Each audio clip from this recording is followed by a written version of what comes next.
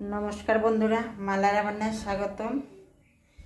আজকে বানাবো আমি গাজরে আর আলু দিয়ে পেঁয়াজ দিয়ে ভাজা। পেঁয়াজ কুচি করে রেখেছি, কড়াই বসিয়েছি, তেল দিয়েছি, দেবো কালো জিরে, দিয়ে দিলাম কালো জিরে, গাজর আর আলু দিয়ে দিলাম, আর দেবো নুন আর হলুদ, অল্প জিরে গুঁড়া দেবো, আর কিছু দেবো না। এটা দিয়ে বানাবো আমি ভাজা। সিজনে দিয়েছে পাশের বাড়ি থেকে, সিটিগুলো মনে করো 50টা সিটি দিয়েছি, এখনো সিদ্ধ হয়নি।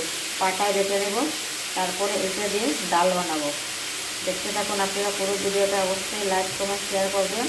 কে কোথা থেকে দেখছেন অবশ্যই কমেন্ট করে জানাবেন, সবার সাথে শেয়ার করে দেবেন ভিডিওটা অবশ্যই।